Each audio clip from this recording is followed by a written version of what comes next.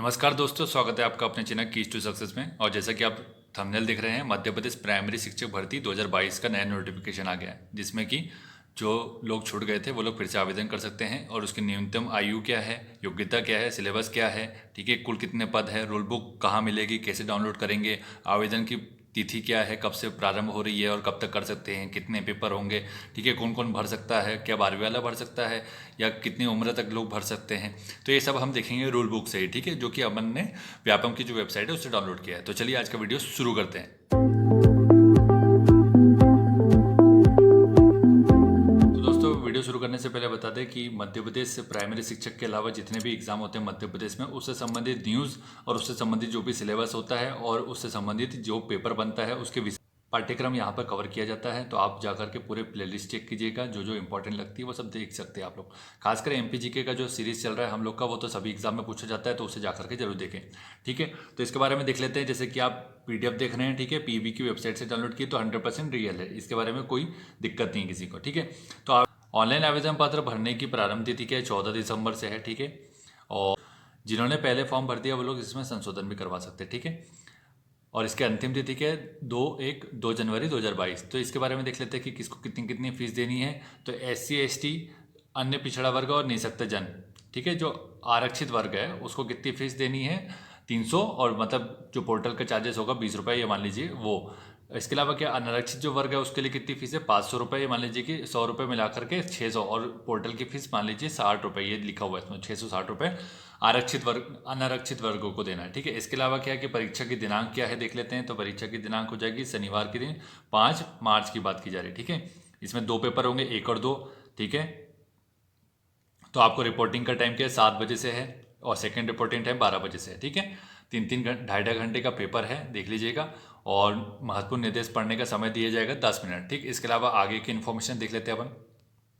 तो जैसे ही आप लोग रूल बुक डाउनलोड करेंगे या फिर हम हमारे जो टेलीग्राम ग्रुप है उसमें से देखेंगे, तो आपको ये 4 सेक्शन मिल जाएगा, विवरण दिया हुआ है। तो परीक्षा का पाठ्यक्रम नंबर 3 में मिल जाएगा आपको, ठीक है। उसके जो नियम संबंधित है उसके नियम है, और आपको ये देखना है कि भाई फोटो और हस्ताक्षर और हस्तलिपि कैसे पत्रक करना है, सिग्नेचर कैसे करना है। तो ये सब आपको 4th नंबर का जो इन्होंने इंडेक्स दिया हुआ है उसको उसमें जाकर के दे सकते हैं, पेज नंबर 22 पे, ठीक है। तो जो भी इन्फॉर्मेशन जानने लायक है वो हम इसमें बता देते हैं आपको, ठीक है। तो सबसे पहले देख लेते हैं कि पद का नाम क्या है, प्राथमिक शिक्षक है। लगभग वैकेंसी का तो बताया नहीं गया है कि कुल कितनी है, लेकिन लगभग 22,000 वैकेंसी होगी, ठीक है।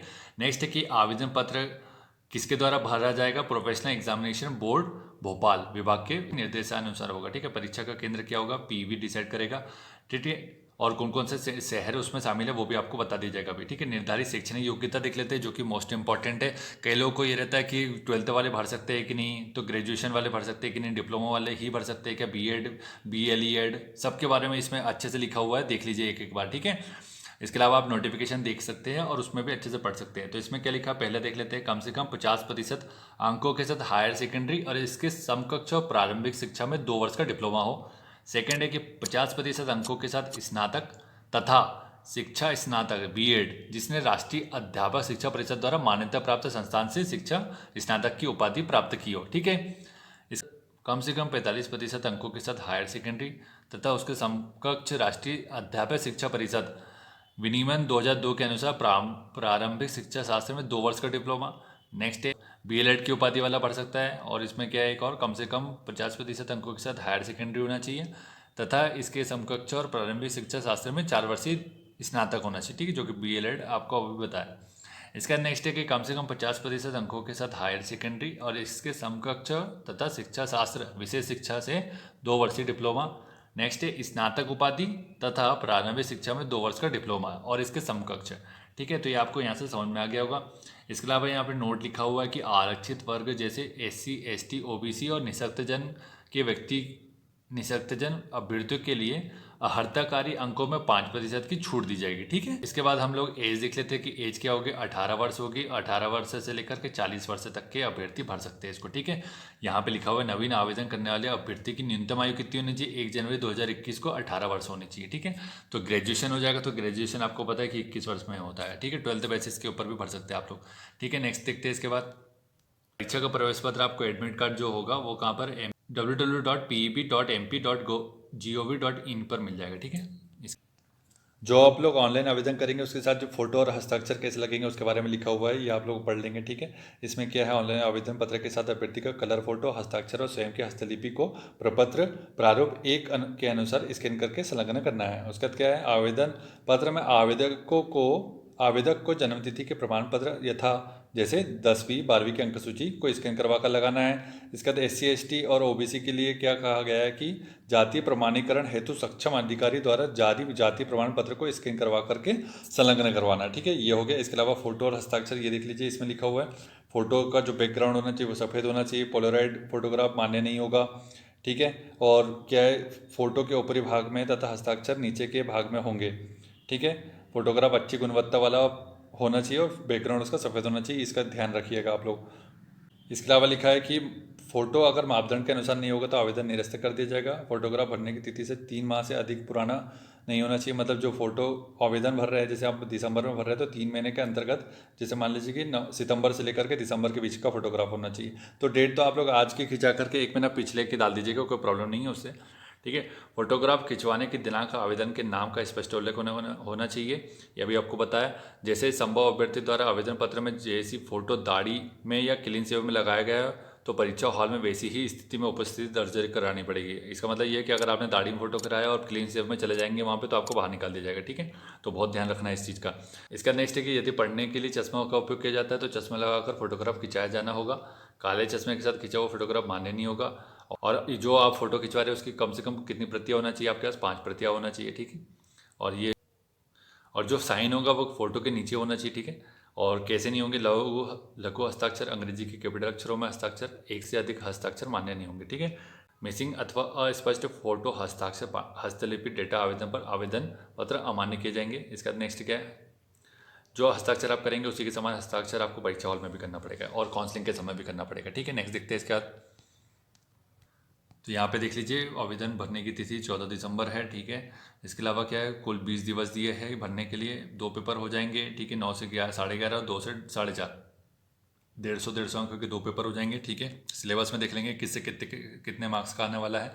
परीक्षा शुल्क आपको बता दिया गया है। ठीक है, संशोधन का बताया गया प्राइस इसमें क्या, 20 रुपये 40 रुपये है। ठीक है, एग्जाम सेंटर देख लीजिए कितने कितने सिटी में, 16 सिटी बोला गया है एग्जाम सेंटर। भोपाल, इंदौर, जबलपुर, ग्वालियर, उज्जैन, नीमच, खंडवा, बालाघाट, गुना, रतलाम, मंदसौर, दमोह, सागर, सीधी, छिंदवाड़ा, सतना। तो इस हिसाब से आप देख लीजिएगा, और अगर उसमें प्रेफरेंसेस होती है तो प्रेफरेंसेस भी अपने हिसाब से डाल लीजिएगा। ठीक है, जो भी पड़ोसी जिला है उसके हिसाब से डाल लीजिएगा। ठीक है, अब हम लोग आ जाते हैं सिलेबस के ऊपर। तो सिलेबस क्या होगा, ठीक है, कैसे क्या होगा। 150 अंक का प्रथम प्रश्न पत्र होगा जिसमें 2.5 घंटे की अवधि होगी।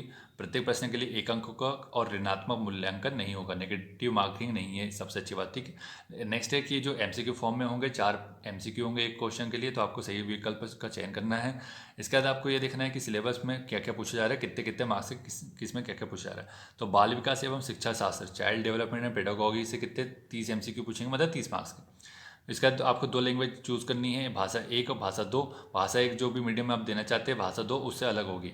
30 मार्क्स के उससे आएंगे, 60 क्वेश्चन हो जाएंगे। ठीक, इसके बाद गणित है जो का पूछा जाएगा, पर्यावरण अध्ययन एनवायरमेंटल स्टडी के भी 30 क्वेश्चन। तो इस प्रकार कितने क्वेश्चन हो जाते हैं, 150 मार्क्स हो जाते हैं। ठीक है, नेक्स्ट है इसका, ये देख लीजिए कि प्रश्नों की प्रकृति और स्तर क्या होगा, ये सब उसके बारे में बताया, आप लोग इसको पढ़ सकते हैं। बाल विकास एवं शिक्षा शास्त्र के प्रश्न 6 से 11 वर्ष के आयु समूह के शिक्षण और सीखने के शैक्षिक मनोविज्ञान पर आधारित होंगे। ठीक है, भाषा 1 और भाषा 2 के बारे में लिखा हुआ है कि भाषा 1 में क्या है, आवेदन पत्र में चुनी गई भाषा के माध्यम में प्रवाहिता प्रोफिशिएंसी पर आधारित होंगे। और सेकंड जो होगा वो भाषा 1 से पृथक होगी जिसमें हिंदी, अंग्रेजी, संस्कृत और उर्दू में से किसी का भी चयन किया जा सकता है। ठीक है, और उसके प्रश्न कैसे आएंगे, भाषा के तत्व, संप्रेषण और समझने की क्षमताओं पर आधारित होंगे।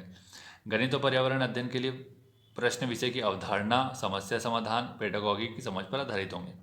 ठीक है, इसके बाद प्रश्न पत्र में प्रश्न मध्य प्रदेश राज्य की कक्षा 1 से 5वीं के प्रचलित पाठ्य पुस्तकों के टॉपिक्स पर आधारित होंगे, लेकिन इनका कठिनाई स्तर संबद्धता हाई स्कूल स्तर की ही होगी। ठीक है, इसके अलावा ये विस्तृत पाठ्यक्रम लिखा हुआ है। ठीक है, ये देख लीजिएगा, बाल विकास से संबंधित पूरा इसमें अच्छे से डिफाइन किया है। इसको हम डाल देंगे इसकी PDF, तो आप जा करके देख सकते हैं। ठीक है, PDF डाउनलोड कर लीजिएगा टेलीग्राम लिंक से, और इसका लिंक भी हम लोग डिस्क्रिप्शन बॉक्स में डाल देंगे। ठीक है, तो ये सब सिलेबस हो जाएगा। ठीक है, तो दोस्तों ये वीडियो था, पूरा इन्फॉर्मेशन दे दी गई है आपको MPTET के बारे में, ठीक है। तो ये आप एग्ज़ाम आपको निकालना चाहते हैं तो आपको क्या करना पड़ेगा, देखिए जो भी सिलेबस है उसके हिसाब से आपको पढ़ाई कीजिए, ठीक है। 150 मार्क्स का है, 150 मार्क्स का है, तो आपको क्या करना होगा, सभी के 30 मार्क्स है तो सबको इक्वल टाइम देना पड़ेगा, ठीक है। और MCQ फॉर्म में है तो आपको क्या करना पड़ेगा, MCQ लगाने पड़ेंगे हर एक टॉपिक के। जैसे पर्यावरण और मैथ्स का हो गया तो पर्यावरण की बुक का नाम बता देते हैं तो क्या हो जाएगा, परीक्षा मंथन हो जाएगी, इसे ले लीजिएगा, इंपॉर्टेंट है, ठीक है, सभी में पूछा जाता है, ठीक है। इसके अलावा और भी सिलेबस है तो उसके हिसाब से आप लोग देख लीजिएगा जो भी इंपॉर्टेंट बुक्स है, ठीक है।